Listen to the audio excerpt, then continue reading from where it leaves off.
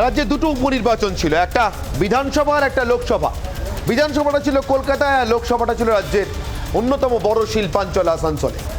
আসানসোলে তৃণমূল কংগ্রেস আগের বছরে অর্থাৎ 2019-এ লোকসভা নির্বাচনের সময় তাদের হেরে যাওয়া আসনে 2 লক্ষ ভোটের ব্যবধানের যে ব্যবধান ছিল, সেই ব্যবধান তো মেকআপ করলেই উল্টে আরও সেই ব্যবধানকে বাড়িয়ে 3 লাখে নিয়ে গেল নিজের জয়ের মার্জিন, অর্থাৎ 5 লাখ ভোটের এদিক ওদিক হয়ে গেল মাত্র 3 বছরের মধ্যে। আর সেই আসনটা, আসানসোলের সেই আসনটাতে আগেরবার প্রার্থী ছিলেন বাবুল সুপ্রিয়।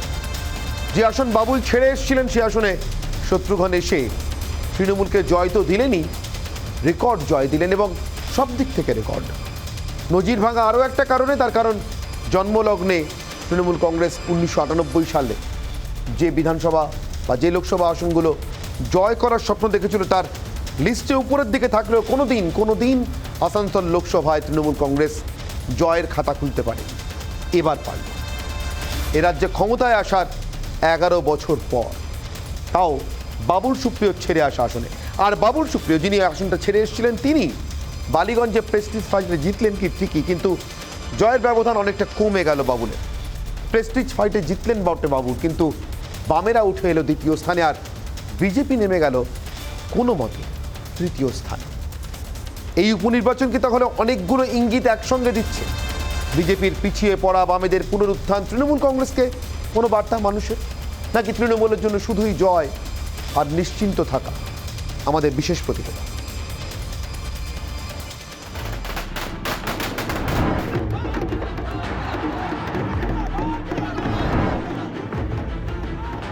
আসানসোল এবং বালিগঞ্জ থাকবে কার দখলে? টানটান উত্তেজনায় শেষ হলো ভোট গণনা। গত মঙ্গলবার আসানসোল এবং বালিগঞ্জে উপনির্বাচন হয়। আসানসোল লোকসভা কেন্দ্রে ভোট পড়েছিল 66.42%। মোট ভোটার ছিলেন প্রায় 15 লক্ষ।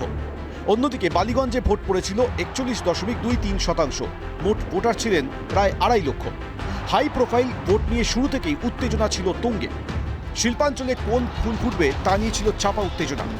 আসানসোলে প্রেস্টিজ ফাইটে নিজের ক্ষমতা ধরে রাখার লড়াই ছিল বিজেপির। আসানসোল উপনির্বাচনে 8 জন প্রার্থী থাকলেও মূল লড়াই ছিল শত্রুঘ্ন সিনহা এবং অগ্নিমিত্রা পলের মধ্যে। রাজ্যের তৃণমূল ক্ষমতায় আসার পর আসানসোল লোকসভা কোনোবারই জিততে পারেনি তৃণমূল। অন্যদিকে বালিগঞ্জে নিজের গড় ধরে রাখার লড়াই ছিল তৃণমূলের। এদিন সকাল 8টা থেকে শুরু হয় গণনা। ভোট গণনা কেন্দ্রগুলি কার্যত ত্রিস্তরীয় নিরাপত্তার বলয়ে মুড়ে ফেলা হয়। রাজ্য পুলিশের পাশাপাশি ছিল কেন্দ্রীয় বাহিনী। শুরু থেকেই আসানসোলে প্রায় 1.5 লক্ষ ভোটে এগিয়ে ছিল তৃণমূল। অন্যদিকে বালিগঞ্জে বাবুল এগিয়ে থাকলেও 2য় স্থানে থাকা বাম প্রার্থী সায়রার সঙ্গে তার ব্যবধান ছিল মাত্র কয়েক হাজার। এই ব্যবধান কখনো কমেছে, আবার কখনো বেড়েছে। রীতিমতো হাড্ডাহাড্ডি লড়াই। 22 রাউন্ড গণনা শেষে 20,228 ভোটে জয়ী হন বালিগঞ্জ বিধানসভায় তৃণমূল প্রার্থী বাবুল সুপ্রিয়। এই জয় মুখ্যমন্ত্রীকে উৎসর্গ করেছেন বাবুল। খুব ঠান্ডা মাথায়, খুব হাসি মুখে ক্যাম্পেইন করেছিলাম। আজকেও আপনারা দেখছেন সকাল থেকে নানা রকম প্রশ্ন ছিল, কিন্তু আমি আমার কাজ করেছি এবং দিদি যেরকম বলেছেন সেই অনুযায়ী মানুষের জন্য কাজ করার জন্য এভাবেই যেভাবে আসানসোলে করেছিলাম সেভাবেই ওনার নেতৃত্বে কাজ করে। অভিষেক ব্যানার্জির সঙ্গে কথা হলো বাবুলদা? সব হয়েছে, সবার সাথে। অন্যদিকে শিল্পাঞ্চলে জোড়া ফুল ফুটিয়ে বিজেপিকে খামোশ করলেন শত্রুঘ্ন সিনহা। প্রেস্টিজ ফাইটে বিজেপির হাত থেকে আসানসোল লোকসভা কেন্দ্র ছিনিয়ে নিল তৃণমূল। 2.5 লক্ষেরও বেশি ভোটে জয়ী হলেন তৃণমূল প্রার্থী শত্রুঘ্ন সিনহা। দুটি কেন্দ্রে জয়ের জন্য রাজ্যবাসীকে ধন্যবাদ জানিয়ে টুইট করেন মমতা বন্দ্যোপাধ্যায়। पहली बार तृणमूल कांग्रेस और ममता जी की झोली में हम आसनसोल की जो देश में भी बहुत चर्चित सर्वचर्चित सीट है, उसको हम आसनसोल की जनता के साथ लेकर तृणमूल कांग्रेस की झोली में डालने में सफल हुए। और मैं इसके लिए बहुत प्रसन्न हूँ। अपने से ज़्यादा मैं सबसे ज़्यादा प्रसन्न हूँ तो ममता बनर्जी। শত্রুঘ্ন সিনহাকে শুভেচ্ছা জানিয়েছেন বিজেপি প্রার্থী অগ্নিমিত্রা পল। এটা আমার কাছে কোনো এক্সকিউজ নয় যে আমি বলবো না যে আজকে এই হয়েছে সেই হয়েছে তাই জন্য আমরা হেরেছি বা আমি হেরেছি। I completely take this on me. আজকে মানুষের ভার্ডিক্ট মাথা পেতে নিচ্ছি, বাট এটাকে একটা নতুন জিল হিসেবে ধরে আগামী দিনে কাজ শুরু করব এবং আমার যে প্রতিপক্ষ মিস্টার শত্রুঘ্ন সিনহাকে অনেক অনেক শুভেচ্ছা। বালিগঞ্জে বামেদের উত্থান। বালিগঞ্জ বিধানসভা উপনির্বাচনে 2য় স্থানে বামফ্রন্ট, 3-এ বিজেপি, 4 নম্বরে কংগ্রেস। 21-এর নির্বাচনে তৃণমূলের জেতা 64 এবং 65 নম্বর ওয়ার্ড সিপিএম এর দখলে। সায়রা হালিম পেয়েছেন প্রায় 31% ভোট আর বাবুলের ঝুলিতে গেছে প্রায় 50% ভোট। सीपीएम ने ऐसा एक कैंडिडेट चुना है जिनका एक कॉस्मोपॉलिटन फेस है, जो यहाँ पे I have fought very bravely against NRC CAA. तो यहाँ पे जो अर्बन वोटर्स ने भी मुझे बहुत समर्थन दिया है because they can identify with my candidature, उसकी मैं बहुत शुक्रगुजार हूँ और आगे जाके हमें और भी अच्छा रिस्पॉन्स मिलेगा। বাবুল জয়ী হলো বালিগঞ্জে এবার তৃণমূলের সংখ্যালঘু ভোটে ভাঙন ধরেছে এবং সেই ভোটের কিছুটা অংশ সিপিএমে গিয়েছে বলে মনে করছেন রাজনৈতিক বিশেষজ্ঞরা। রিপাবলিক বাংলা। আর এ নিয়ে আজকের বিতর্ক, আজকের বিতর্কের মূল প্রশ্নগুলো আজকে আমার অগ্নিবাণ 1।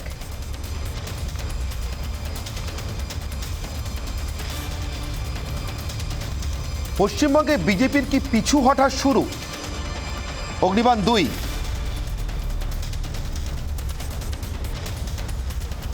আসানসোলের জোড়া ফুল কি আসলে বিজেপির জোড়া ভুল? বাবুল সুপ্রিয়কে ধরে রাখতে না পারা এবং তারপর তার মাপের কোনো প্রার্থী দিতে না পারা। অগ্নিবাণ 3। বামেদের ফেরা, বিজেপি না তৃণমূল, কাকে বার্তা মানুষের? আমি প্রত্যেকের সঙ্গে কথা বলবো। আমার সঙ্গে উপস্থিত যে অতিথিরা রয়েছেন তাদের সঙ্গে আগে আপনাদের পরিচয় করে দিই। আমার সঙ্গে রয়েছেন স্নেহাশিস চক্রবর্তী, তৃণমূল কংগ্রেস মুখপাত্র। আমার সঙ্গে রয়েছেন শিলভদ্র দত্ত, বিজেপি মুখপাত্র। আমার সঙ্গে রয়েছেন সিপিএম নেতা ডক্টর ফুয়াদ হালিম এবং আমার সঙ্গে রয়েছেন কামরুজ্জামান চৌধুরী, কংগ্রেস প্রার্থী বালিগঞ্জে। ফুয়াদ্দাকেও সিপিএম নেতা বললাম ঠিকই, কিন্তু এই নির্বাচনে ফুয়াদ্দা কার্যত ছায়া প্রার্থী ছিলেন বালিগঞ্জে। তবু আমি শুরু করব শিলভদ্রবাবু আপনার কাছ থেকে, তার কারণ আমার প্রথম অগ্নিবাণটা ছিল আপনাদের জন্য, অর্থাৎ আপনাদের দলের জন্য। আমার প্রথম প্রশ্ন ছিল পশ্চিমবঙ্গে বিজেপির এটা নিচে নামার শুরু। নিচে নামার শুরু আপনি বালিগঞ্জ থেকে বলেন। আসানসোলে তো যদিও আমাদের সিট ছিল, কিন্তু আসানসোলে আমরা সেকেন্ড, মানে ভালোভাবে সেকেন্ড, আমাদের সঙ্গে থার্ডের 2 লাখ ভোটে জেতা সিট 3 লাখ ভোটে হারছে, মানে 5 লাখ ভোটের ব্যবধান। ভোট পোলটাও তো আপনাকে দেখতে হবে।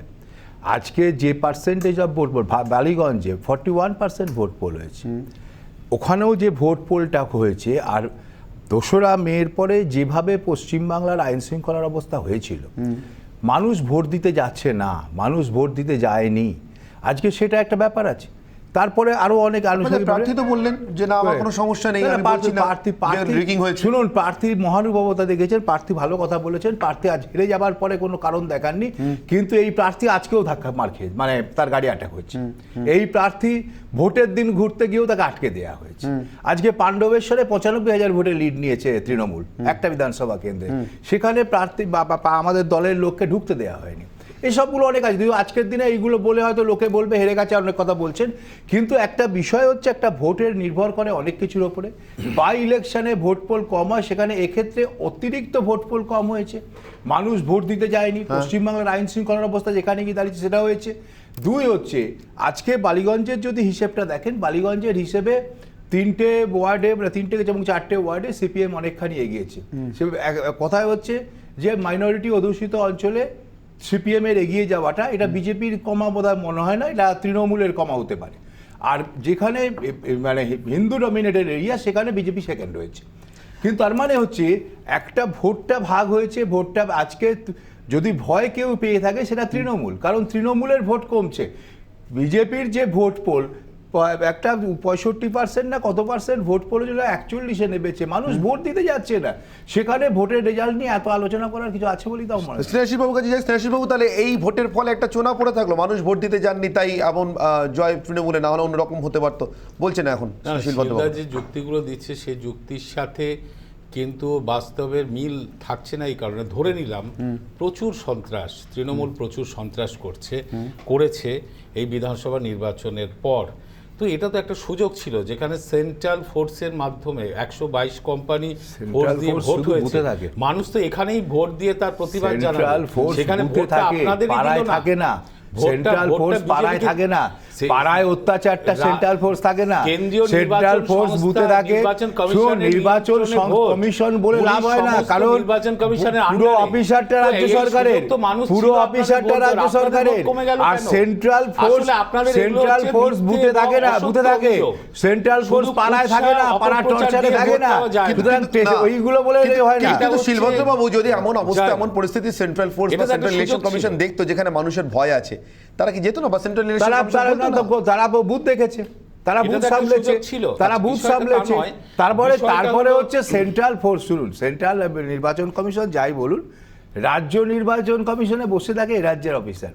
সুতরাং এগুলো নিয়ে অনেক কথা আছে, যে কথাগুলো এখন বলে লাভ নেই। শুধু BJP বিষয়টা হচ্ছে সংগঠন তৃণমূল স্তরে নেই। বিজেপির সংগঠন খারাপ, বিজেপির সংগঠন এই সংগঠন আর কোনো ইতিবাচক সব ঠিক বিরোধিতা আছে, নেই, শুধু কিন্তু কুৎসা হ্যাঁ সবটাই, অপপ্রচারের উপর কিন্তু নির্ভর করে তা আছে। বলে যদি হয় হয়েছে। বাংলার পুলিশের টর্চারটাকে অস্বীকার করতে হয়, টর্চার বাংলার সুযোগ তো বাংলার মানুষ তো তৃণমূলের ভোটের সুযোগ নেয়। যে সরকার, মানুষ তো শুনুন, যদি তাহলে সত্যি পরে হতো, ইউপিতে সব তাহলে আন্দোলন এই তো আপনাদের বন্ধ। এই নির্বাচনে 3 লক্ষ ভোটের ভোট রেজাল্টই যদি করে। সবটা হয়, তাহলে তো ইউপিতে কোনো কথাই বলা উচিত নয়। অত বলার পরেও তো গণতান্ত্রিক ব্যবস্থায় জিতেছে, এবং ইউপির ভোটের পর কোনো রাজনৈতিক দল বলেনি যে ইউপিতে আমি স্নেহাশিস বাবুর কাছে আসবো না, স্নেহাশিস বাবু কমপ্লিট করতে পারিনি, কিন্তু আমি শিল্পত বাবু তার আগে আপনাকে একটা প্রশ্ন করার লোভ সামলাতে পারছি না। আমি আজকের দিনে দেখছিলাম ভারতে মোট 5টা উপনির্বাচন হলো, 5টাই বিধানসভা, 5টাই হেরেছে। সারা দেশ জুড়ে। 5টাতেই পাঁচটাতেই বিজেপি, BJP তার মধ্যে এমন দুটো কেন্দ্র ছিল কংগ্রেসের দখলে ছিল, মহারাষ্ট্র এবং ছত্তিশগড়ে, সেখানে না, বিজেপি দ্বিতীয় ছিল, আবার দ্বিতীয় হয়েছে। আরজেডি কি আমি এটাই জিজ্ঞাসা করছিলাম যে দখলে ছিল কি না, এটা আপনাদের দখলে ছিল বিহারে, মানে বিহারে এবং পশ্চিমবঙ্গে আপনারা দখলে থাকা আসন হারাচ্ছেন। সে একটা হারতেই পারে না, কিন্তু এটা কি কোনো সিগন্যাল? না, কোনো বিহারে তো আর কেন্দ্রীয় বাহিনীর সমস্যা নেই। সিগন্যালই নয়। না, বিহারে ভোট হয়েছে, আর বিহারে তো ভোটের বিরুদ্ধে বলছি না আমরা। বিহার কেন, অন্য কোনো রাজ্যে ভোটের বলছি না, যেটা পশ্চিমবাংলায় বলতে হয়। দেখুন, নির্বাচনে হারজিত থাকতেই পারে, একটা নির্বাচনে একটা দলের হারজিত হতেই পারে, সেখানকার প্রার্থী অনেক কিছু নির্ভর করে, তার জন্যই একটা দল শেষ হয়ে যাবে। আজকে দেখুন একটা সময়ে রাস্তা আমি একটু স্নেহাশিস বাবুর কাছে জানি, স্নেহাশিস বাবু কি মনে হচ্ছে, রাস্তা বা এলাকার সন্ত্রাস দেখে মানুষ ভোট দিতে আসছেন না, নাকি যে মানুষ ভোট দিতে আসছেন তিনি বিহার হোক বা বাংলা হোক, তিনি তার ঘরের ভিতরে যে সন্ত্রাসটা, মানে আমি উনুনের রান্নাঘরের সন্ত্রাসের কথা বলছি, সেটা দেখে ভোট দিচ্ছেন? একটা বিষয় খেয়াল করতে হবে যে একটা লোকসভা আসনে ভোট হয়েছে এবং একটা বিধানসভা আসনে ভোট হয়েছে, দুটোর কিন্তু পরিপ্রেক্ষিত আলাদা। তা সত্ত্বেও দুটো ক্ষেত্রে তৃণমূল কংগ্রেসের প্রতি আস্থা রেখেছে দুটো কারণে। একটা হচ্ছে কেন্দ্রীয় সরকারের জনবিরোধী সিদ্ধান্ত একটার পর একটু জাস্ট বাধা দিচ্ছে, জাস্ট মানুষের জন্য বলে দিই যে এই ছবিটা লাইভ আসছে, শত্রুঘ্ন সিনহা জেতার পর তার জয়ের সার্টিফিকেট নিলেন আসানসোলে। এই মুহূর্তে দেখতে পাচ্ছেন আপনারা সরাসরি সেই ছবি, সঙ্গে পাশেই রয়েছেন তার স্ত্রী, এবং এই সার্টিফিকেট নেওয়ার আগে আগপ্রস্থ দরাজ সার্টিফিকেট মমতা বন্দ্যোপাধ্যায়ের জন্য দিয়েছেন শত্রুঘ্ন সিনহা। এই মুহূর্তে গোটা দেশে সবথেকে দমদার জানদার নেত্রী বলে মমতা বন্দ্যোপাধ্যায়কে। প্লিজ জানাশিস। তো কেন্দ্রীয় সরকারের একটার পর একটা জনবিরোধী সিদ্ধান্ত এবং গণতন্ত্রের গলা টিপে মারার মতো ভয়ঙ্কর সব আইন তৈরি করা, এই যে সরকারি সংস্থা করে বিক্রি করে দেওয়া, পেট্রোপণ্যের দাম বৃদ্ধি ইত্যাদি, মানুষ ক্ষুব্ধ সেন্ট্রাল গভর্নমেন্টের উপরে। এবং মমতা বন্দ্যোপাধ্যায়ের নেতৃত্বে আমাদের যে সার্বিক ডেভেলপমেন্ট একবার তৃণমূল স্তরে পৌঁছেছে এবং সেটাকে আমরা নিশ্চিত করেছি দুয়ালে বড় সরকার দিয়ে। এগুলো আস্থা আমাদের মানে দলের প্রতি, মমতা বন্দ্যোপাধ্যায়ের প্রতি আস্থার জন্য এই জয়। আর এই যে বালিগঞ্জে দুটো ওয়ার্ডে হারলেন, সেটা কি অনাস্থা? হ্যাঁ, না, একটা খেয়াল করে দেখুন, একটা নির্বাচন, সেই নির্বাচন, এটা তো একটা বিধানসভা নির্বাচন, সেই নির্বাচনে বিরোধী দল তো ভোট পাবে, এটা স্বাভাবিক। এক বছরের মধ্যে, এক বছর বলবো না, 6 মাসের মধ্যে, তারপরে কলকাতা পুরসভা নির্বাচন। মানুষ ওই দুটো ওয়ার্ডে মনে করেছে সিপিএম কে ভোট দেয়া, জেতানো আমাদের দরকার হতে পারে, কিন্তু আমরা গণতন্ত্রে যে দল বেশি ভোট পায় সে জিতেছে, আমরা জিতেছি। অগ্নিমিত্রা পাল তো তার বিধানসভা হেরে গেছে, এই তো 1 বছর আগে তিনি জিতেছিলেন। তো যে দল বেশি ভোট পেয়েছে সে দল জিতেছে। এবং কোথাও কোথাও লড়াইটা তো হচ্ছে কে সেকেন্ডে যাবে, বিজেপি না সিপিএম, এর লড়াইটা তৃণমূলের সাথে এদের কারো সেই যোগ্যতা বা সেই তৃণমূলের সমকক্ষ হওয়ার জায়গাতেই নেই। বেশ, আমি একটা কথা বলে নিই, আমি আসবো শিল্পত বাবু, আমি সবার কাছে একবার করে আসি, আমি আপনার কাছেও আসবো প্লিজ। ডক্টর ফুয়াদ আলিম আমার সঙ্গে রয়েছেন। ফুয়াদ, নিশ্চিতভাবে আজকের দিনে আপনি হয়তো একটু স্বস্তির নিঃশ্বাস ফেলছেন। প্রথম হতে পারলে সবার সব থেকে বেশি ভালো লাগে, কিন্তু যেটা অ্যাচিভ করেছেন আপনারা সেটাই বা কম। মানে কীভাবে ঘুরলো খেলাটা 1 বছরের মধ্যে বা 6 মাসের মধ্যে? মানুষ হচ্ছে অগ্নিবাণ ছেড়েছে, এবং সেই অগ্নিবাণ হচ্ছে সমস্ত মিডিয়া হাউস যারা হচ্ছে বাইনারিতে সীমাবদ্ধ রাখছে তাদের আলোচনা, সে তাদের দিকে হচ্ছে ছিঁড়ে ছিটকাট করে দিয়েছে যে মানুষ হচ্ছে অন্যদিকে। প্রথমে বুঝতে হবে যে আরএসএস এর দুটো ক্যান্ডিডেট তৃণমূল কংগ্রেস হচ্ছে গ্রহণ করেছিল, একটা শত্রুঘ্ন সিনহা, দ্বিতীয় হচ্ছে বাবুল সুপ্রিয়। ফলে পুঙ্খানুপুঙ্খভাবে যদি বিশ্লেষণ করেন, এই যে হচ্ছে বিজেপির ভোট তৃণমূলের খাতায় হস্তান্তর হলো, আসানসোলেও হয়েছে, বালিগঞ্জেও হয়েছে, এখান থেকে হচ্ছে প্রমাণিত হয়েছে বালিগঞ্জে বিজেপির প্রার্থীর হচ্ছে জামানত বাজেয়াপ্ত হয়ে গেছে। যেই হারে হচ্ছে ভোট শতাংশ কমার কথা তার থেকে বেশি ভোট কমেছে এবং যে ওয়ার্ডগুলোতে হচ্ছে যেমন হচ্ছে বিজেপির প্রতিনিধি সঠিকভাবে বললেন যে আমরা দুর্বল আছি, আমাদের সেভাবে হচ্ছে ভোট সংখ্যা বাড়েনি, কিন্তু তৃণমূলের ভোট সংখ্যাটা বেড়েছে, ফলে রেস্কিউ করেছে হচ্ছে একেবারে আরএসএস বিজেপি হচ্ছে তৃণমূল কংগ্রেসকে বালিগঞ্জ ক্ষেত্রে। এবং আসানসোলের ক্ষেত্রে তো সরাসরি হস্তান্তর হচ্ছে, মানে সরাসরি যদি হিসেব দেখেন পুরো বিজেপির ভোটটা হচ্ছে তৃণমূলের খাতায় ঢুকে গেছে। এবার হচ্ছে না আমি মাঝখানে হাত তুলি, ফলে আমি শেষ করব। ফলে শত্রুঘ্ন সিনহা হচ্ছে দাঁড়িয়ে হচ্ছে রামরথের সময় যে কথাটা বলেছিল দাঁড়িয়ে এল কে আডবাণীর পাশে দাঁড়িয়ে, এবং হচ্ছে বাবুল সুপ্রিয় যে কথাগুলো বলেছে এখন হচ্ছে বুক চাপড়ে হচ্ছে তৃণমূল কংগ্রেসের হয়ে বলছে যে আমি হচ্ছে একেবারে হচ্ছে ওয়াফাদার লোক, মানে বিজেপি থাকাকালীন আমি যা কথা বলেছি সেটা নিয়ে ওনার হচ্ছে বিন্দুমাত্র হচ্ছে মানে ক্ষমা চাওয়ার হচ্ছে কোনো মানসিকতা নেই। সেই যে পরিচয় নিয়ে উনি আসছেন, এখনও উনি যা করেছেন, আপনি ভাবেন এই নির্বাচন ২৬ জন অ্যারেস্ট হয়েছে, আপনার হচ্ছে একটা চ্যানেল দেখায়নি কারা অ্যারেস্ট হয়েছে, যারা হচ্ছে বাবুল সুপ্রিয়র বিরুদ্ধে হচ্ছে আন্দোলনে নেমেছিল, তারা মিছিল করবে, ইলেকশন কমিশনের পারমিশন নিয়ে তারা মিছিল করতে গিয়ে তাদেরকে ২৬ জনকে অ্যারেস্ট করা হয়েছে এই নির্বাচনের মধ্যে। তার মধ্যে কারা ছিল? প্রতিবন্ধী। আপনি ভাবতে পারেন প্রতিবন্ধীদেরকে ডিটেন করা হয়েছে, তারা এসছে গোটা হচ্ছে কলকাতা থেকে, তাদেরকে ডিটেন করা হয়েছে। বাবুল সুপ্রিয় একমাত্র ব্যক্তি ভারতবর্ষে যার বিরুদ্ধে প্রতিবন্ধী আইনে কেস আছে, তার হচ্ছে এফিডেভিটে সেটা লেখা হয়েছে। আপনি ভাবুন এরকম একটা ব্যক্তির বিরুদ্ধে সাধারণ মানুষ হচ্ছে প্রতিবাদে নেমেছে, তৃণমূল কংগ্রেস। আমার একটা অন্য প্রশ্ন আছে, আপনি বলছিলেন মিডিয়ার বাইনারির কথা, কিন্তু আমি অন্যদের কথা বলতে পারবো না, আমাদের কথা জানি, আপনিও জানেন ফুয়াদ, নিশ্চয়ই আপনার মনে আছে যে আমরা বারবার এই ইলেকশনের সময় আমরা তো সব দলের প্রচার কভার করেইছি, আমরা সাইরাস হালিমের একটা স্পেশাল ইন্টারভিউ চেয়েছিলাম, এক্সক্লুসিভ ইন্টারভিউ, কিছুতেই পেয়ে উঠতে পারিনি। আমার প্রশ্ন যে এই যে গতকাল কুণাল ঘোষ বললেন, এখন আকাশে বাতাসে ভাসছে নানা রকম তথ্য যে গত 2 মাসের বিরোধীদের এই রাজ্যে একটা অদ্ভুত ঐক্যবদ্ধ ব্যবস্থা দেখা যাচ্ছে প্রতিবাদ এবং প্রচারের। কোথাও কি মানে প্রকাশ্য প্রচারের পাশে কোনো কোভার্ট অপারেশন ছিল? কিছুতেই মিডিয়ার মুখোমুখি হলেন না সেভাবে সাইরাস হালিম, মানে প্রচারের ফাঁক ছাড়া আর কোথাও না। না, প্রচারের ফাঁকের মধ্যে কি আছে, উনি রাস্তার মধ্যে রয়েছে, আপনাদের চ্যানেল একাধিকবার ওনার হচ্ছে ইন্টারভিউ নিয়েছে রাস্তার মাঝখানে, এবং হচ্ছে এই গোটা কর্মসূচির মধ্যে আপনাদের এক্সক্লুসিভ ইন্টারভিউ করার হচ্ছে বোধহয় একটা ইচ্ছে ছিল, সেটা টাইমের সঙ্গে ফিট হয়নি তাই। কিন্তু যেটা হচ্ছে রণক্ষেত্রের যেটা আছে, রণনীতি যেটা আছে, সেই রণনীতি আমাদের স্পষ্ট ছিল যে যাদেরকে হচ্ছে 2021 সালে শাস্তি দেওয়ার দায়িত্ব পেয়েছিল তৃণমূল কংগ্রেস, তাদেরকে হচ্ছে তারা হচ্ছে পুরস্কার দেওয়ার জন্য 2022-এ নামিয়েছে। সেই রণনীতিতে কি কোথাও টার্গেট করা ছিল সংখ্যালঘু ভোট ব্যাংক? কোনটা সংখ্যালঘু ভোট ব্যাংক? আজকে বারবার দিলীপ ঘোষ বলছেন, সুকান্ত মজুমদার বলছেন আমরা মুসলিমদের ভোট পাইনি, আমরা সংখ্যালঘুদের ভোট পাইনি, বারবার করে বলছেন। আরে বাবুল সুপ্রিয় তো নিজে বললো, বাবুল সুপ্রিয় তো নিজে বললো যে আসানসোলে উনি হচ্ছেন 70% মধ্যে সীমাবদ্ধ ছিলেন। উনি বুক চাপড়ে তৃণমূলের হচ্ছে একেবারে মঞ্চ থেকে এই কথাটা বলেছেন, আপনি ভুলবেন না। মমতা বন্দ্যোপাধ্যায় বাবুল সুপ্রিয়কে ক্যান্ডিডেট করার পরে বাবুল সুপ্রিয়র প্রথম টুইট ছিল যে বিজেপির লোকজন আমাকে ফোন করে আমাকে কনগ্রাচুলেট করেছে, এটা ওনার টুইটে রয়েছে। তার সঙ্গে বিজেপির অফিসিয়াল হ্যান্ডেলকে উনি ট্যাগ করেছেন।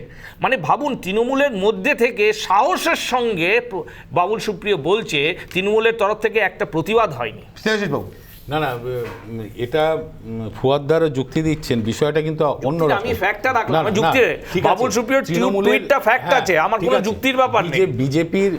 বিজেপির ভোট তৃণমূলে আসছে, আরএসএস এর ভোট। তো আমি একটু কিছু সংখ্যা বলি যে তৃণমূল কংগ্রেস 2011-তে ভোট পেয়েছিল 2,30,00,000, 2016-তে 2,45,00,000, 2019-এ 2,47,00,000, 2021-এ 2,88,00,000, ক্রমশ বেড়েছে। সিপিএম 2016 সালে 2 কোটি ভোট পেয়েছিল, সেটা নেমে এলো 1,57,43,00,000 ভোট চলে গেল বিজেপিতে 2019-এ সিপিএমের। সেখান থেকে ভোট এখন বিজেপির সেই 1,43,00,000 সিপিএমের যাওয়া ভোট থেকে কিছুটা সিপিএমে ফিরছে, কিছুটা তৃণমূলে আসছে। এগুলো সব বামপন্থী ভোট, কোনো আরএসএস এর ভোট তৃণমূল নেয়নি। আপনারা ধরে রাখতে পারেননি, আপনাদের এখন ভোট বিজেপিতে যে ভোটটা আপনারা পাঠিয়েছিলেন সেটা কিছু ফিরছে, আপনারা কোথাও সেকেন্ড হচ্ছে। খুব ভালো কথা, একদম, মানে বিজেপি ধরে রাখতে পারবে না, কারণ বুথে ওদের কর্মী নেই, সংগঠন নেই, ধরে রাখবে কেমন করে? আমাদের তাই সিপিএম বিজেপি নিয়ে কোনো আমাদের অঙ্কটা এত সহজ নয়। সংখ্যা তাই বলছে, 2 কোটির উপরে 2 কোটি সংখ্যা সংখ্যা অনেক কিছু বলে। 2 সংখ্যা তো কোটির তাই উপর বলছে। ভোট বিধানসভায় বিজেপি পেয়েছিল, 2 কোটির ওপর ভোট, 2 কোটি 28 লক্ষ, 28 লক্ষ। 2 কোটি 28 লক্ষ, আর 2 কোটি 88 লক্ষ না কত পেয়েছিল এরা। সুতরাং সেই ভোটটার মধ্যে না, না, আমি বললাম কি- সিপিএম এর ভোটটাই চলে এসেছিল, নাকি তৃণমূলের বেশ না, না, কিছু ভোট আমি এসেছিল এটাই বিজেপিতে, বললাম যে আর সিপিএম এর ভোটটা তৃণমূলে গেছিল। এই অঙ্ক এভাবে মেটানো না, না, যায় না। আপনাদের- আর একটা বিষয় বলছি যে বালিগঞ্জে কিন্তু পুর নির্বাচন থেকে 3000 ভোট বেড়েছে বিজেপির। পুর নির্বাচনে আমাদের অবস্থা যেখানে গেছিল সেখানে 3000 ভোট বেড়েছে। আর একটা বিষয় হচ্ছে যেটা এর আগে বলছিল কেন্দ্রীয় বাহিনী সৌজন্য। কেন্দ্রীয় বাহিনী সৌজন্য নয়, ওই আরেকটা কি পয়েন্ট বলছিল যে আরএসএস নিয়ে যে কথাগুলো হচ্ছিল, আরএসএস থেকে উদ্ধার করেছে তৃণমূল। আরএসএস না না সেটা উনি বলছেন, ওনাদের কথা বলছেন। আর কে উদ্ধার করছে কাকে, আরএসএস সহজে উদ্ধার করতে যাবে আমি আরএসএস এর কথা বলতে পারবো না, কিন্তু আরএসএস এরকম কাজ করে বলে আমার জানা নেই। আরএসএস কোনো রাজনৈতিক সংগঠন বলে আমার জানা নেই। আরএসএস Politically আপনারা কি উদ্ধার করছেন? পলিটিক্যালি আমরা উদ্ধার করবো, কারণ আমরা আমাদের দলের হয়ে করছি। ভোটার কিছু মানুষ ভোট দিতে আসেনি, আমি বারবার বলছি 41% মানুষ ভোট দিয়েছে। আমাদের যারা ভোট দেওয়ার লোক তারা ভোট দিতে দেয়নি, কেউ ভয়ে দেয়নি, কেউ এতে দেয়নি। সুতরাং সেই জায়গাটা নয়। আর ওই যে আমাদের তৃণমূলের বলছিল যেটা, সেটা হচ্ছে যে কেন্দ্রীয় সরকারের অপদার্থ দাম মুক্ত সব ঠিক আছে, জিনিসের দাম বাড়ছে, লেবুর দাম বাড়াটাও কেন্দ্রীয় সরকারের দিকে কিনা আমি জানি না, কিন্তু যখন পেট্রোল ডিজেলের দর বাড়ছে কেন্দ্রীয় সরকার সামলাতে পারছে না। কেন্দ্রীয় সরকার যখন কমালো, সারা পশ্চিম বাংলার প্রায় সব রাজ্য কমিয়েছে। বিধায় আমাদের মুখ্যমন্ত্রী কেন কমালেন না, পশ্চিমবঙ্গ কেন কমালেন না? পশ্চিম বাংলার মুখ্যমন্ত্রী এত কিন্তু আপনাদের এই যুক্তিটা যদি মানুষ গ্রহণ করেন, মানুষ ওটা আলাদা কথা না। না আবার বলছি, ভোট পোল যদি ঠিক মতন হয় তারপরে যে রেজাল্ট হবে সে রেজাল্ট মানা যায়, রেজাল্টটা নয়। আপনি 6-তে নেমে এলেন কেন পার্সেন্টেজে বালিগঞ্জে? সিপিএম কোথা দিয়ে চলে গেল? না যেতে পারে, কারণ ওখানের ভোটটা টোটালি ভাগ হয়েছে। আমি আবার বলছি, মুসলিম ডমিনেটেড এরিয়ার ভোট একরকম হয়েছে, হিন্দু ডমিনেটেড এরিয়ার ভোট একরকম হয়েছে। শিল্পবাবু, আমার একটা প্রশ্ন, যে দলটা ভারতের 303 জন সাংসদ নিয়ে ভারতের শাসন ব্যবস্থা চালাচ্ছে, পশ্চিমবঙ্গে যারা শাসক হওয়ার স্বপ্ন দেখেছিল কিছুদিন আগে এবং এখনো হতে চায়, তারা এরকম হিন্দু ভোট মুসলিম ভোট এরকম করে হিসাব না, হিন্দু ভোট মুসলিম ভোট আমরা করিনি, আমরা করিনি। হিন্দু ভোট মুসলিম ভোটটা করেছিলেন মমতা ব্যানার্জি, কারণ তিনি বলেছিলেন যে বিয়ে করেছে। না আজকে মমতা ব্যানার্জি বলেছিলেন যে গরু দুধ দেয় সে গরু চাট খেতে ভালোবাসে, আমরা বলিনি। আমাদের নেতা সব সময় বলছেন সবকা বিকাশ সবকা সাথ, সবকা বিকাশ সবকা সাথ, সব বলেছেন। বিজেপিকে ওই ওয়ার্ডগুলোতে পাইনি, যে ওয়ার্ডে বেশি ভোট আছে। কামরুজ্জামান বাবু, আপনার কি মনে হয় এই জেতা হারার পর এটা তো থাকবেই নির্বাচনে স্বাভাবিক, কিন্তু এরপরে এই যে 30%, 70% আলাদা আলাদা করে ভাগ করা ইত্যাদি, এটা খুব হেলদি? মানে এরপরেও তো নির্বাচন হবে, কোথাও কি বিজেপি খেলার আগেই খেলাটা হেরে বসে থাকছে? না বিজেপি কি করছে না করছে আমি বলতে পারবো না এই মুহূর্তে। দেখুন, আজকের নির্বাচনের নিরিখে আমি যা আলোচনা করার তার থেকে ভালো আলোচনা আপনারা করে ফেলেছেন। আমাদের সাংগঠনিক দুর্বলতা, অনেক কারণ রয়েছে আমাদের এই অবস্থা আজকে ইলেকশনে। কিন্তু যে প্রশ্নটা আপনি করলেন, খুব গুরুত্বপূর্ণ একটা প্রশ্ন করলেন, যে আজকে ভারতবর্ষের যে নিরিখে যে একটা যুদ্ধ যেটা চালিয়ে যাচ্ছি আমরা, কার বিরুদ্ধে যুদ্ধটা চালিয়ে যাচ্ছি? একটা আইডিওলজির বিরুদ্ধে, যে আইডিওলজিটা আজকে আমাদেরকে মানে একটা সম্প্রদায়কে যে কোনো প্রকারে ওকে নীচ দেখানোর ব্যবস্থা করছে। ওর আজানের উপরে হনুমান চালিসা চালিয়ে, ওর হিজাবের উপরে অ্যাটাক করে, ওর এডুকেশনাল সংস্থার উপরে অ্যাটাক করে, ওর বিভিন্ন রকমের কাস্টম ট্রেডিশনসের উপরে অ্যাটাক করছে। কে করছে? বুঝলাম, কিন্তু আরএসএস বালিগঞ্জের নির্বাচনের ক্ষেত্রে ছিল না ছিল, আমি বলছি, ছিল, আমি বলছি পেলেন কেন? না দেখুন, এখানে ভোটের আমি বললাম সাংগঠনিক অনেক দুর্বলতা আমাদের ছিল, সেটা কিন্তু অনেক দিন ধরে আমরা ইলেকশন নির্বাচন লড়ি নেই। আমরা বালিগঞ্জ কনস্টিটিউয়েন্সিতে এইবার এসেছি, তাও 5000 লোক আমাকে ভোট দিয়েছে, এটাও অনেক আমার ধন্যবাদ এদেরকে, যে আমাদেরকে এখন এই পরিস্থিতিতেও আমাদের যে জায়গাটা বুথ এজেন্টস খুঁজে পাওয়া যাচ্ছে না, সাউথ ক্যালকাটা সংগঠন বলে কিছু নেই আমাদের, তা সত্ত্বেও আমাদের এতটা ভোট পেয়েছি। এবং সেই জায়গাটায় ভোটটা হয়েছে, এতে কার উপকার হলো? বিজেপির? না বিজেপির কেন হবে? দেখুন, টোটাল প্যারাডাইম শিফট হয়েছে, একটা আইডিওলজিক্যাল শিফট হয়েছে towards the most possible candidate যে তৃণমূল কংগ্রেসকে হারাতে পারত এই ইলেকশনে। টু বি অনেস্ট, এটা এবার ছিল বাম। তো বামের যিনি ক্যান্ডিডেট ছিলেন ইনি একটা প্রোগ্রেসিভ ফেস মাইন্ডেড একটা ইয়ে নিয়ে এসছেন প্রচারে, এসে উনাকে গ্রহণযোগ্যতা বেশি ছিল এবং উনাদের কার্যকর্তা যারা ছিল তারা ধরে রাখতে পেরেছে ভোটারদেরকে এবং ওরা ওই দিনকে ভোট দিয়েছে। 41% যেই জায়গাটায় ভোট শেয়ারটা নেমে এসছে সেই জায়গাটায় যে রাগের ভোট এগেনস্ট বাবুল সুপ্রিয়র যে ভোটটা ছিল সেই ভোটটা কিন্তু এইবার নামে নেই। নেমেছে কি যে আমরা কয়েকদিন আগে দেখেছি 2019 নামতে পারতো না মানে কংগ্রেস এবং বামেরা। না আমি ওই পয়েন্টে আসছি। এক বছর আগে তো লড়লেন একসঙ্গে। 2019-এ দেখুন আমরা সবাই রেজাল্টে আমরা দেখেছি অনেকটা বামের ভোট রামের দিকে শিফট করেছিল, সেটা আবার কিন্তু রাম থেকে আবার বামের দিকে এবার শিফট করেছে। কিন্তু এই ভোটটা বামের যারা রয়েছেন তারাও কিন্তু খুব একটা মানে খুশি হওয়ার কারণ নেই যে 31% আমরা ভোট শেয়ার পেয়েছি। দ্যাট ডাজ নট মিন যে নেক্সট ইলেকশন আবার এই 31%টা মেনটেন করতে পারবেন। কেন মনে করছেন আমি সেটা জানতে চাইবো। একটা ছোট্ট বিরতির সময় আমি আপনার কাছে ফিরছি বিরতির পর। কেন এই 30-31% ভোট ধরে না রাখাও যেতে পারে বলে মনে করছেন বা আশঙ্কা করছেন আবরুজ্জামান চৌধুরী? আমি একটা ছোট্ট বিরতির পর ফিরে আসছি, সঙ্গে তখন রিপাবলিক বাংলায়।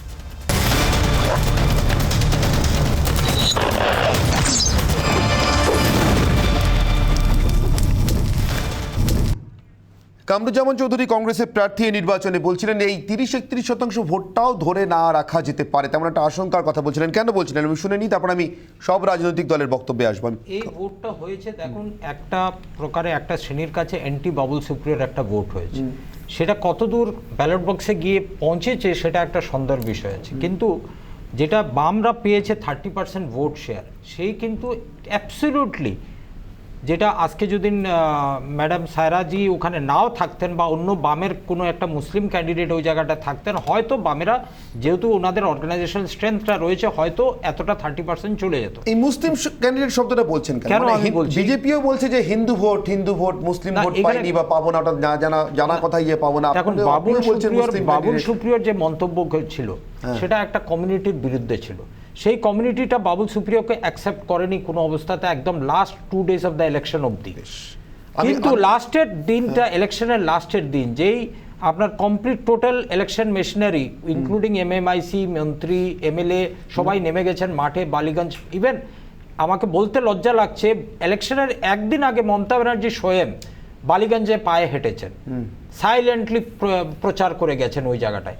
এ সত্ত্বেও যদি ওখানে 30% বামেরা ভোট শেয়ার পেয়েছে, সেটা ধরুন আমাদের কংগ্রেসের যেহেতু সাংগঠনিক একটা দুর্বলতা রয়েছে, আমরা প্রচার খুব ভালো চালিয়েছিলাম, কিন্তু সেই ভোট শেয়ারটা আমাদের যেটা আসার কথা ছিল সেটা বামের দিকে টোটালি শিফট করে গেছে। কমে যাওয়ার আশঙ্কাটা করছেন কেন? কেন ধরে রাখা না যেতে পারে? না কারণ এটা লেফটের ভোট নয়, it is anti Babul Superior vote. বেশ এই কথাটারই কোনো না কোনো রকম ভাবে প্রতিফলন আজকে বা প্রতিধ্বনি আজকে সারাদিনে নানা সময় আমরা শুনেছি। আমি তার মধ্যে থেকে কয়েকজনের বক্তব্য আপনাদের শোনাচ্ছি সবকটি রাজনৈতিক দলের তরফ থেকে। বিজেপি বাংলায় অস্তিত্বহীন সেটা আমরা বরাবরই বলে এসেছি। আজকে আবার মানুষ প্রমাণ দিয়ে দিল ভোট দিয়ে যে বাংলায় বিজেপিকে নিয়ে মানুষ ভাবে না। দুজন প্রার্থী জিতেছেন নিয়মে, কেউ জিতবে, তাইকে আমি অভিনন্দনে যাচ্ছি, কিন্তু দুজনই হচ্ছেন আপনার খাতা কলমে বলবেন তৃণমূল জিতেছে, কিন্তু আমি বলবো ফর্মার বিজেপি জিতেছে। এটাই রাজনীতি। সিট ছিল আমরা জিতবো, কিন্তু আসানসোলে এর আগে কর্পোরেশন ভোট আমরা দেখেছি সারা পশ্চিমবাংলায়, কলকাতা তো দেখেছি যে রেজাল্ট হয়েছে 21-এর থেকে অনেক পার্থক্য হয়ে গেছে। সব জায়গায় একই ঘটনা, আমাদের পার্টির কর্মীরা নির্বাচনে অংশগ্রহণ করেননি, আমাদের ভোটাররাও করেননি, কারণ তাদেরকে বারবার টার্গেট করা হয়েছে। এই কর্মী এবং তার সঙ্গে আমাদের ভোটার আমি জুড়ে যাচ্ছে। আমি স্নেহাশিস বাবু একটা কথা সরাসরি আপনাকে জিজ্ঞাসা করছি, আমি প্রত্যেককে এই কথাটা জিজ্ঞাসা করবো, আপনাকে দিয়ে শুরু করছি। এই 70%, 30%, হিন্দু মুসলমান এই শব্দগুলো কি তাহলে পার্মানেন্টলি জুড়ে গেল? মানে বিজেপি থার্ড হোক বা ফোর্থ হোক, এটা কি তাহলে অস্বীকার করতে পারবেন যে নির্বাচনের হিসেব নিকেশ বিশ্লেষণটা কিন্তু বিজেপি যেভাবে রাজনীতি করতে চায় সেভাবেই হবে? না, আমরা তো ওইভাবে হিন্দু মুসলমান এসব দেখি না, আমরা সামগ্রিকভাবে বাংলার মানুষ দেখি। কারণ আমরা পুরোপুরি ধর্ম নিরপেক্ষতায় বিশ্বাস করি, সব ধর্ম সম্প্রদায় একসাথে থাকবে, মিলেমিশে থাকবে, এটা বিশ্বাস করি। ফলে যে রেজাল্ট হয়েছে আপনারা যেভাবে বিশ্লেষণ করুন, খেয়াল করে দেখুন, আমরা 50% ভোট পেয়েছি, মানে তৃণমূল কংগ্রেস পজিটিভ ভোটে আছে, পজিটিভ ভোট পেয়েই সে জিতে গেছে। এবার বিরোধী দলে কে কম পেলো বেশি পেলো এটা তাদের ব্যাপার। আপনারা 50% ভোট পেয়েছেন, এটা যতটা সত্যি ঠিক ততটাই সত্যি সুব্রত মুখোপাধ্যায় প্রায় 75 না 77% ভোট হতে পারে। কারণ একটা হচ্ছে যে দেখুন জেনারেল ইলেকশন আর বাই ইলেকশনের মধ্যে একটা পার্থক্য আছে। বাই ইলেকশনে সরকার নতুন করে গঠনেরও ব্যাপার থাকে না, সরকার পড়ে যাওয়ার ব্যাপার থাকে না, ফলে অনেক মানুষ ভোট দিতে আসে। আশিস বাবু, আমি একটু কাউন্টার করছি বাই ইলেকশন এটা থাকে না বলেই মানুষ সরকারি দলকে কখনো চটাতে চান না। কি দরকার বাবু, সরকার যখন বদলাবে না আমি কেন সরকারকে চটাবো? না, এবার ফলে দেখবেন পার্সেন্টেজ অফ পোল যে অনেকটা কমে গেছে, এখানে হতে পারে যে যেহেতু সরকারের বদল নেই, 25% ভোটের এদিক ওদিক, হ্যাঁ সেখানে ভোট অনেকে দিতে আসেনি, তৃণমূলেরও অনেক ভোট আমরা দিতে আসেনি। এতে কোনো ধর্মের খেলা নেই?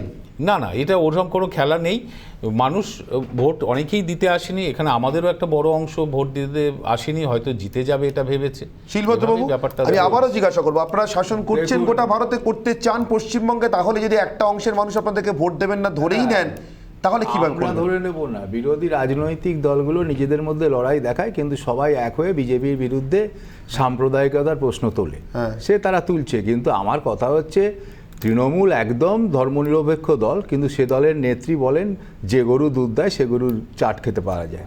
কাদের বলেছেন সেটা তারা বুঝে নেবে। আপনার বিরোধী দলের নেতা তো বলেছেন 30% লোক আমাদেরকে দিচ্ছে না বা দেয়নি, তো বলছি তো, আমরা তো বলছি না আমরা বলছি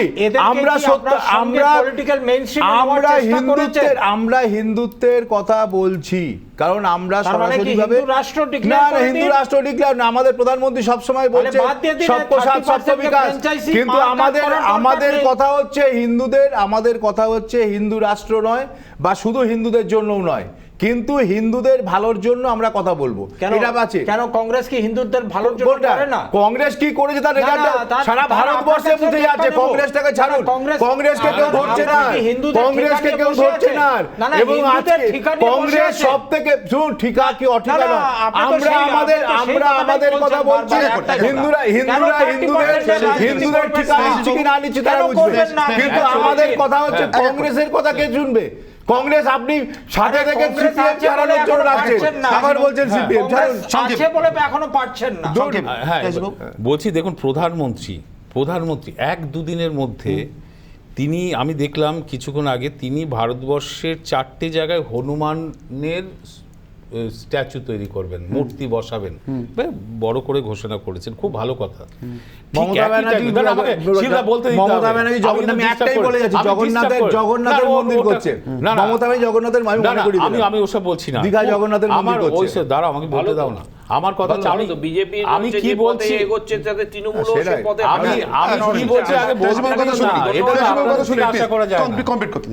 আমার কথা হচ্ছে খুব ভালো কথা, মূর্তি বসান। ঠিক 1-2 দিনের মধ্যে জানেন সেন্ট্রাল কেন্দ্রীয় খাদ্য দপ্তর রাজ্যকে চিঠি করেছে যে দুয়ারে বলো রেশন করা যাবে না, এমনকি খাদ্য সুরক্ষা আইন অনুযায়ী 6 কোটি 2 লক্ষ যে মানুষকে যে বিনা পয়সায় চাল গম দেয়া হয়, তার 3 টাকা এবং 2 টাকা আমরা ভর্তুকি দিয়ে মানুষকে বিনা পয়সায় দিচ্ছি, সেটা দেয়া যাবে না।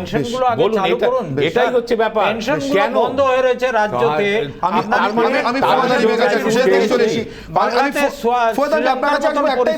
যে প্রশ্ন নিয়ে এসেছিলাম যে এই 70%, 30% ভাগাভাগি নির্বাচনের পর এটা ধরে নেওয়া কেন? তাহলে কি কেউই 100% লক্ষ্যে দৌড়চ্ছেন না?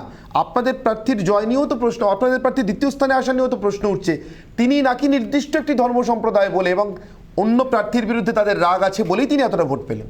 অনির্বাণ, আমি গর্ববোধ করি যে 3টে নির্বাচনে যেটা আমি দাঁড়িয়েছি 3টেই কিন্তু হচ্ছে আমি যেই সম্প্রদায়ের সঙ্গে আমার নাম জড়িত সেখানে ওরা সংখ্যাগরিষ্ঠ নয়। 2বার বালিগঞ্জে, 1বার ডায়মন্ড হারবারে।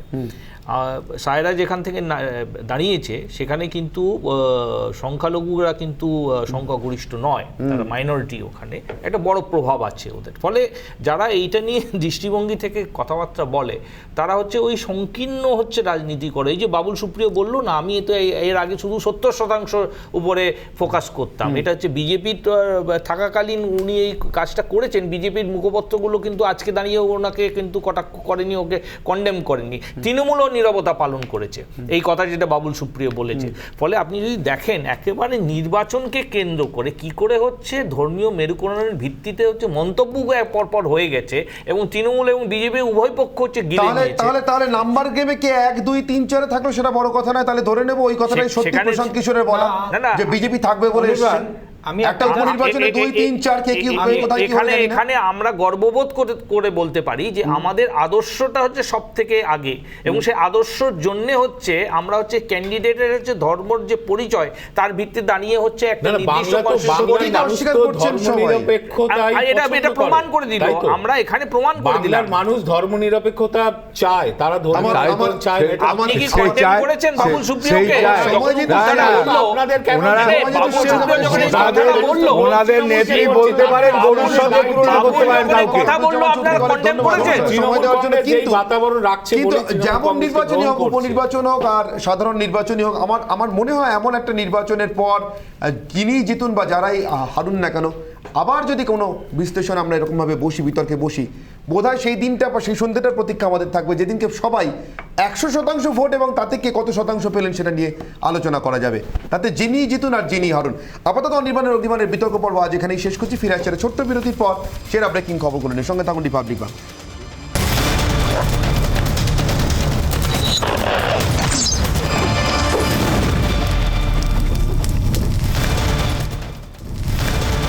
অনির্বাণের অগ্নিবাণে ব্রেকিং নিউজে যে খবর নিয়ে ফিরে এলাম, হাঁসখালিতে সিবিআই এর তল্লাশি অভিযান। এবার অভিযুক্ত ব্রজগোপালের বাড়ির আশেপাশে পাশের জমিতে তল্লাশি অভিযান সিবিআই এর।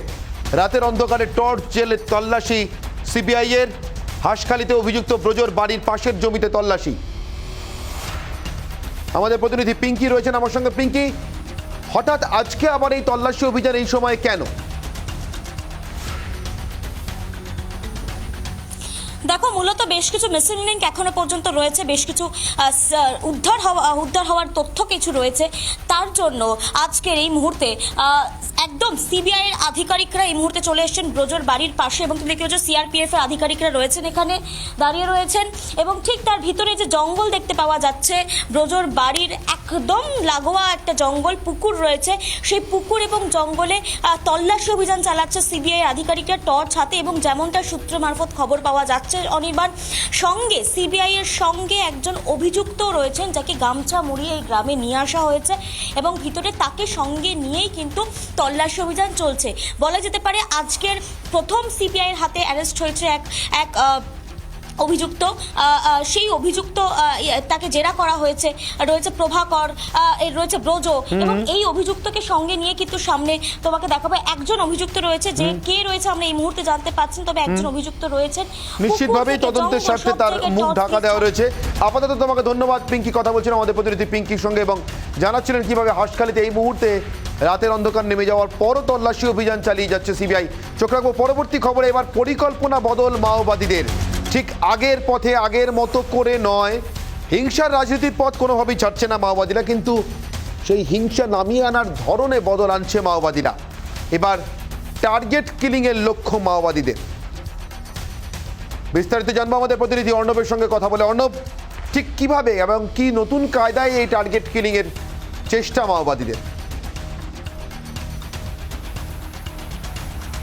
অনির্বাণ, দেখো, তোমাকে প্রথমেই জানিয়ে রাখি যে মাওবাদীরা কিন্তু তাদের ধরন বদলেছে, এবং সেই ধরনটা কিন্তু অত্যন্ত গুরুত্বপূর্ণ এই মুহূর্তে পুলিশের কাছে। তার কারণ তারা কিন্তু এমন কিছু মানুষকে বেছে নিচ্ছে যারা কিন্তু এই যদি বলা যায় 2011 পরবর্তী যে জামানাটা, সেই জামানায় কিন্তু অত্যন্ত বিত্তশালী হয়ে উঠেছে, যাদের একটা পলিটিক্যাল কালেকশন রয়েছে, সেই সমস্ত লোককে কিন্তু টার্গেট করা হচ্ছে, এবং তারা কিন্তু টার্গেট কিলিংয়ের পথে হাঁটছে। তার পাশাপাশি অনির্বাণ, যেটা চাঞ্চল্যকর তথ্য, আমি এই জায়গাটা স্পষ্ট করতে চাইবো অর্ণব, এই জায়গাটা স্পষ্ট করতে চাইবো, তাহলে কি যে বিভিন্ন ফোর্সের উপর মাওবাদী হামলার আগের যে নজির রয়েছে, এবং যাতে কার্যত তাদের ক্ষতি হয়েছে, কনস্টেবল বা নিচুতলার পুলিশ কর্মীদের উপর একের পর এক এমন হামলার ঘটনায়, বর্বরচিত হিংসার ঘটনায়, সেই পথ থেকে সরতে চাইছে মাওবাদীরা। এবার লক্ষ্য রাজনৈতিক নেতা বা কর্মীরা। একবারই অনির্বাণ, তার কারণ তারা যে স্ট্র্যাটেজিটা এবারে নিয়েছে সেটা হচ্ছে তাদের যে হারানো জমি এই জঙ্গলমহলে সেটা ফিরে পাওয়া, এবং তার জন্য কিন্তু তারা মানুষের কাছে যেতে চাইছে, মানুষের সাথে একাত্ম হতে চাইছে, এবং যাদের বিরুদ্ধে মানুষের অভিযোগ, যে সমস্ত নেতারা, যে সমস্ত দলীয় সমর্থকেরা কার্যত বিভিন্ন দুর্নীতির মাধ্যমে ফুলে ফেঁপে উঠেছে, তাদেরকেই কিন্তু টার্গেট করা হচ্ছে। এবং এর জন্য কিন্তু একটি অত্যন্ত গুরুত্বপূর্ণ নোটিফিকেশন রয়েছে, যে সমস্ত রাজনৈতিক নেতারা নেতা যারা সিকিউরিটি পান তারা যেন এই 1 মাসের মধ্যে কোনোভাবেই সিকিউরিটি না ছাড়েন, কারণ 1 মাস হাই অ্যালার্ট। এবং অনির্বাণ, এই প্রসঙ্গে আরও একটা বিষয় জানিয়ে রাখি যে এবারের মাওবাদীরা কিন্তু অত্যন্ত প্রশিক্ষিত, সেটাই কিন্তু গোয়েন্দা ইনপুটে রয়েছে।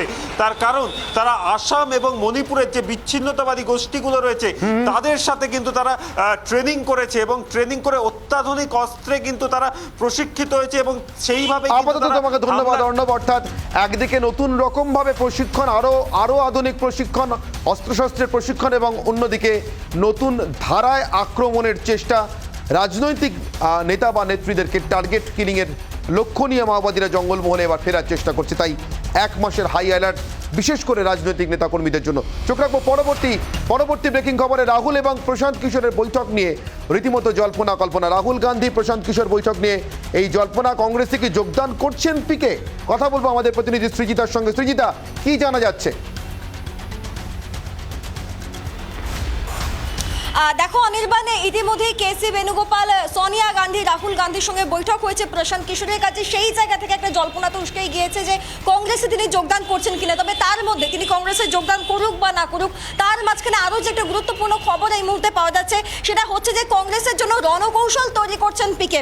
কেন এই তথ্য পাওয়া যাচ্ছে? তার কারণ 370টা সিটের উপর নজর দিতে বলছেন পিকে। তার মধ্যে ওড়িশা, ওপাশে দক্ষিণের তামিলনাড়ু, এই যে রাজ্যগুলি রয়েছে, এই রাজ্যগুলিতে এককভাবে লড়াই করতে বলছেন পিকে, এবং ইউপিতে অর্থাৎ উত্তরপ্রদেশেও এককভাবে কংগ্রেসকে লড়াই করতে বলছেন পিকে। আর অন্যদিকে যদি আমরা পশ্চিমবঙ্গের দিকে তাকাই, মহারাষ্ট্রের দিকে তাকাই, তাহলে এই সমস্ত রাজ্যগুলিতে অ্যালায়েন্স হিসেবে লড়াই করতে বলছেন পিকে। এখন কংগ্রেস সেই তার এই রণকৌশল মানেন কিনা বা তিনি শেষ পর্যন্ত যোগদান করেন কিনা সেই দিকে নজর থাকবে। অনির্বাণ, ধন্যবাদ সৃজিতা। অনির্বাণের ব্রেকিং নিউজ পর্ব এখানে শেষ করছি। এরপর চোখ রাখুন কথা হোক।